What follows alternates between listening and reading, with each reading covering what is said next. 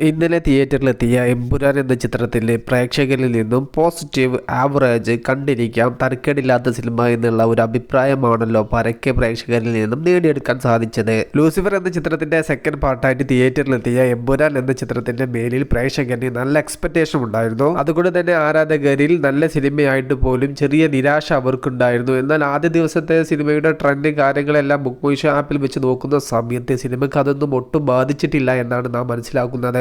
ആദ്യ ദിവസം book my show ആപ്പിലൂടെ മാത്രം 380Kക്ക് മുകളിൽ ടിക്കറ്റ്സുകളാണ് സോൾഡ് ഔട്ട് ആയിരിക്കുന്നത്. ഓർക്കുക, ചിത്രത്തിന്റെ ആദ്യ ഷോ കേരളത്തിൽ ആരംഭിച്ചിരുന്നത് 6 മണിക്കായിരുന്നു. സിനിമയുടെ റിവ്യൂ കാര്യങ്ങളെല്ലാം പുറത്തു വന്നിട്ടും ബുക്കിംഗിൽ യാതൊരു മാറ്റവും ഇല്ലാതെ ബുക്ക് മൈ ഷോ ആപ്പിൽ ട്രെൻഡോട് കൂടെ മുന്നോട്ട് പോകുന്ന ഒരു എമ്പുരാനെയാണ് നമുക്ക് കാണാൻ സാധിച്ചത്. നല്ല സിനിമ ആയതുകൊണ്ട് മാത്രമാണ് ആ ഒരു ട്രെൻഡ് നിലനിർത്തി ബുക്ക് മൈ ഷോ ആപ്പിൽ മുന്നേറാൻ എമ്പുരാൻ എന്ന ചിത്രത്തിന് സാധിച്ചത്. കട്ട നെഗറ്റീവ് മൂവിയാണെങ്കിൽ വലിയ ബുക്കിംഗിലേക്കൊന്നും എത്താൻ എമ്പുരാൻ എന്ന ചിത്രത്തിന് സാധിക്കില്ല. സിനിമ ഇപ്പോഴും പോസിറ്റീവായിട്ട് തന്നെയാണ് മുന്നോട്ട് പോകുന്നത് എന്നാണ് നാം ഇതിൽ നിന്നും മനസ്സിലാക്കുന്നത്. ആദ്യ ദിവസത്തിലെ ഏകദേശം 90% ടിക്കറ്റുകളും ബുക്കിംഗിലൂടെ തന്നെ സോൾഡ് ഔട്ട് ആയതാണ്.